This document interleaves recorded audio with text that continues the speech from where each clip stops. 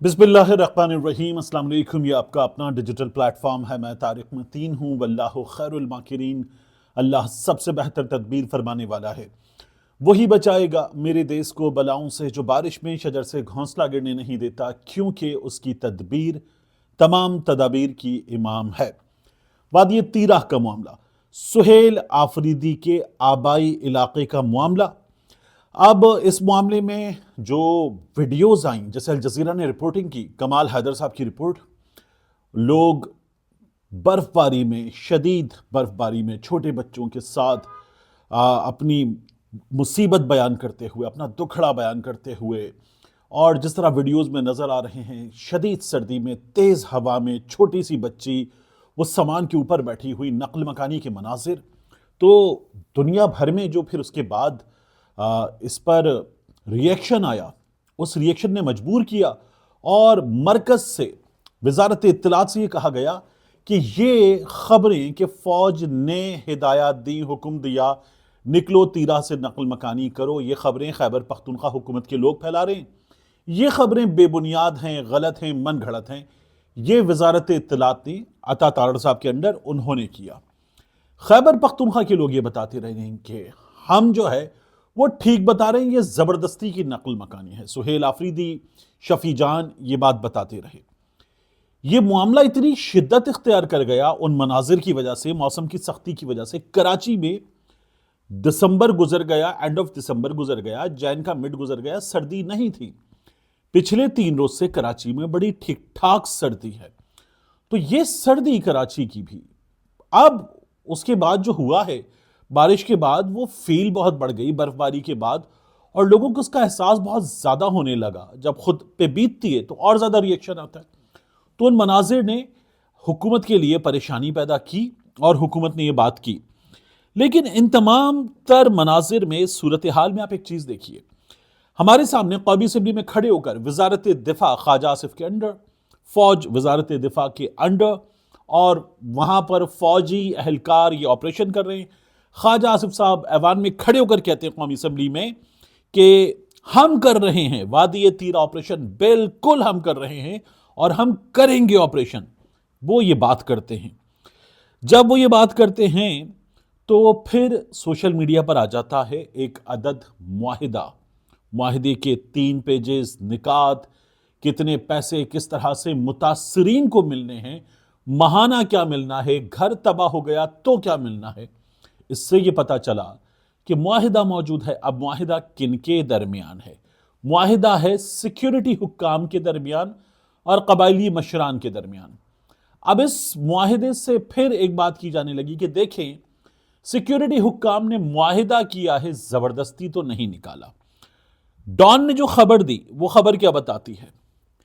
तीरा people agree to vacate houses for military operation. ये इन पर जोर डाला गया। Elders held talks with security admin officials for weeks. उसके बाद ये हुआ है। अब हमें पता क्या चल रहा है इस ऑपरेशन के हवाले से? सिक्योरिटी दारों के और कबायली मशरान के दरमियान 24 रुकनी जिरगे के दरमियान मुआहिदा हुआ। कबायली जिरगे ने वादी तीरा में ऑपरेशन और 10 जनवरी से नकल मकानी शुरू करने पर इत्तेफाक किया।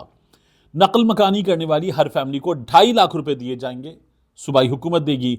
घरों को नुकसान की सूरत में 10 से 30 लाख रुपए मुआवजा दिया जाएगा। हर खानदान को अप्रैल तक हर महीने 50,000 रुपए वजीफा भी दिया जाएगा। जनवरी में मिलेगा, फरवरी में मिलेगा, मार्च में मिलेगा, अप्रैल में मिलेगा, तो 2 लाख रुपए ये भी हो जाएंगे। सिक्योरिटी हुकाम और मकामी मशरान के दरमियान कई हफ्ते तक मुज़ाकरात हुए। कई मुतालबात पर डेडलॉक रहा। बिल आखिर हुक्काम ने मशरान को आमादा कर लिया। तो ये जो खबर है ना कि वहां ऑपरेशन होना था, ठीक ठाक दबाव था, यह खबर आपको दुरुस्त मालूम होती है। मुआहिदा मकामी हुकूमत के साथ नहीं हुआ। मकामी हुकूमत अग्री करती है, सब कुछ है। वफाकी हुकूमत तो कह रही है, वजीर दिफा कह रहे हैं कि हम कर रहे हैं ऑपरेशन, हम करेंगे ऑपरेशन। अब खैबर पख्तूनख्वा की हुकूमत क्या कहती थी? किसी का बाप भी ऑपरेशन नहीं कर सकता। याद रखिएगा, मैंने आपको बार बार बताया 4 चीजों की बात करते हुए कि खैबर पख्तूनख्वा में ऑपरेशन नहीं रोक सकते सुहेल आफरीदी साहब। हाँ, वो ये बता देंगे कि हम इस ऑपरेशन के लिए रजामंद नहीं हैं, और उन्होंने बता दिया। उन्होंने ये भी कह दिया कि जबरदस्ती ये ऑपरेशन किया जा रहा है। अब तहरीके तहफ़्फ़ुज़ आईन पाकिस्तान, उनका मौक़िफ़ क्या है, उनके तर्जुमान क्या कहते हैं? वो कहते हैं, मैं एक सियासी कारकुन की हैसियत से तीरा के अवाम की जबरी बेदखली से मुताल्लिक़ सरकारी इनकार को मुस्तरद करता हूँ।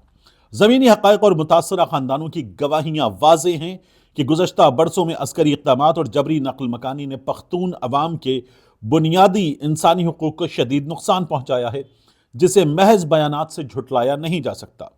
मैं मुतालबा करता हूँ कि मुताल्लिक़ा नोटिफिकेशन फौरी तौर पर वापस लिया जाए और पख्तून कौम से बाज़ाब्ता मुआफ़ी मांगी जाए। यानी ये जो वज़ारत इत्तलात का नोटिफिकेशन है, जिसमें कहा गया कि ये खबरें बेबुनियाद हैं और लंबी चौड़ी बातें की गई, वो कहते हैं ये वापस लो, माफ़ी मांगो पख्तून अवाम से।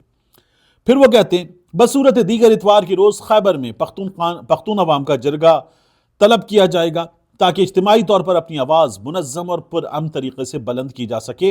ये सरजमीन कोई तजुर्बा गाह नहीं और इसके अवाम किसी के लिए आजमाइशी मवाद नहीं। जबरी फैसले, इनकार और मगरूर लहजा नाकाबिल कबूल हैं। जबरी फैसले, इनकार, मगरूर लहजा नाकाबिल कबूल हैं। एतमाद की बहाली का वाहिद रास्ता शफ़ाफ़ तहक़ीक़ात, मुतासरीन की बहाली, आईनी बराबरी और संजीदा सियासी मुकालमा है। तारीख़ ताकत नहीं बल्कि इंसाफ और इंसानी वक़ार के एहतराम को याद रखती है। ये तहरीके तहफ़्फ़ुज़ आईन पाकिस्तान के तर्जुमान अख़ुंज़ादा हुसैन बात कर रहे हैं। तो सच्चा कौन? सुहेल आफरीदी साहब जो बात कर रहे हैं कि हमने इजाज़त दी, हमने नहीं दी। मरकज़ कहता है कि ये लोग ये खबरें लगा रहे हैं कि सिक्योरिटी हुक्काम ने करवाया और उनकी मर्जी से हुआ। तो मरकज़ जो बात कर रहा है, ये खैबर पख्तूनख्वा हुकूमत की मर्जी से नहीं हुआ। कबायली मशरान से मुज़ाकरात हुए, उसके हवाले से खबर आ रही है कि कबायली मशरान से हफ्तों के मुज़ाकरात हुए और मुबैना तौर पर उन पर दबाव था। अब वहां के अवामी नुमाइंदे कह रहे हैं कि इस सिलसिले में गवाहियां मौजूद हैं कि कबायली अफराद पर, अवाम पर बहुत ज़्यादा दबाव था और उसके नतीजे में ये हुआ है। अब ये वो जगह नहीं है, ये वो मौसम नहीं है कि उन लोगों के सामने एक आज़ाद माइक रखा जाए और उनसे पूछकर बताया जाए कि क्या हुआ। लेकिन सुहेल आफरीदी कहते हैं कि ठीक है, मैं लोगों को ले जाता हूं वापस। अगर आपने जबरी तौर पर नकल मकानी नहीं करवाई तो मैं लोगों को वापस ले जाता हूं और मैं खुद लीड करता हूं उनको। तो इस सवाल का जवाब सामने आना चाहिए। और ये जो तलाल चौधरी साहब ने कहा कि उन्होंने एग्री किया, तो उसके मिनट्स सामने ले आए। बात सच्ची अगर उनकी होगी तो साबित हो जाएगी, वरना फिर इस तरह से इल्ज़ाम तराशी करना और मुतासरीन सामने होना बहुत तकलीफ दे सूरत हाल है। इसके बाद ईमान मजारी साहिबा का मामला, हादी अली चट्ठा का मामला। अमेरिका से मदद तलब कर लिए, बाकायदा तौर पर लिख दिया शीरी मजारी साहिबा ने, ट्वीट किया और ट्वीट करके कहा कि वो लोग जो खून के प्यासे नजर आ रहे थे ईमान मजारी, हादी अली चट्ठा के, वो सुकून से सो गए होंगे जब उन्होंने इन दोनों को सलाखों के पीछे डाल दिया है गैर कानूनी तौर पर।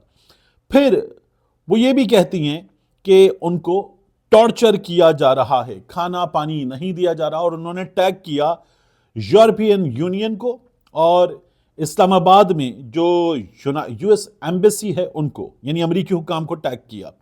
अब इस पर कुछ लोग एतराज कर रहे हैं कि एक जानिब तो आप कहते हैं एब्सोल्युटली नॉट, और एक जानिब आप कहते हैं हम कोई गुलाम हैं, और दूसरी जानिब आप ये कर रहे हैं। ये उनको शीरी मजारी साहबा को कहा जा रहा है।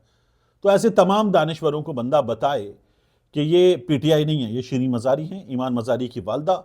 और हमारे यहाँ जो कुछ ईमान मजारी के साथ हुआ उस पर अब बाकी सब तो छोड़ें, आज़ाद आवाज़ें ये कह रही हैं कि ज्यादती की गई है और ड्यू प्रोसेस ऑफ लॉ जिस तरह से फॉलो हुआ, शर्मनाक है कि हमारे यहाँ बाज़ सहाफ़ी इंतहाई दर्जे के टाउट किस्म के कैरेक्टर वो ये बातें करने, बहुत ही अफसोसनाक है। अब अगर शीरी मजारी की बेटी ईमान मजारी ने जो कुछ किया है वो गद्दारी है, पाकिस्तान को दुश्मन करार देना है, पाकिस्तान की रियासतों के बारे में इस तरह की बात करते हुए पाकिस्तान को नुकसान पहुंचाने के बराबर है, तो फिर मेरा सवाल यह है कि मरियम औरंगजेब जो हैं उनको हम क्या कहेंगे? जरा सुनिए मरियम औरंगजेब की बात। अननोन नंबर से कॉल जो है वो एजेंसीज करवाती हैं। वो कल कहा उन्होंने कि ISI के अफसरान कराते हैं, और ये अननोन नंबर जो बेनाम चेहरे होते हैं और अननोन नंबर्स होते हैं, ये अब मेरे ख्याल में नोन हो जाएं, और इनका नोन होने का वक्त आ चुका है। तमाम अननोन नंबर बेनामी लोग जो हैं, इनके नाम लेने का और इनको शेम करने का वक्त आ चुका है। ये पाकिस्तान के अवाम के साथ और पाकिस्तान के आइन के साथ गद्दारी है, और यही चीज मोहम्मद नवाज शरीफ साहब जो वोट को इज्जत दो की बात करते हैं, लेकिन इनको समझ नहीं आएगी। मुल्क तबाह हो गया, मईशत तबाह हो गई, मुल्क दो टुकड़े हो गया। इन लोगों को बात समझ नहीं आई। खुदा के लिए पाकिस्तान के अवाम की, इन नौजवान नस्ल की जो इस मुल्क में इस वक्त रह रहे हैं, उनका सोचे। इस मुल्क को तबाही के उस दाने पर मत ले जाएं जहां वापसी मुश्किल हो। ये मरियम औरंगजेब साहिबा थी, ISI का नाम लेकर, इदारों का नाम लेकर न सिर्फ ये कि जो किया जा रहा है उस पर बात कर रही थी, बल्कि माजी में भी सानह मशरिकी पाकिस्तान हर चीज़ के लिए उन्होंने इदारों को, एजेंसीज को जिम्मेदार करार दिया।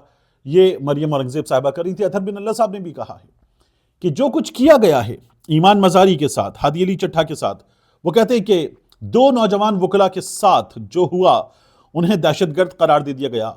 70 साल डॉक्टर यास्मीन राशिद साहिबा का 2 साल से जेल में होना, यह सिर्फ इसलिए है कि वो लोग अपने ज़मीर के कैदी हैं।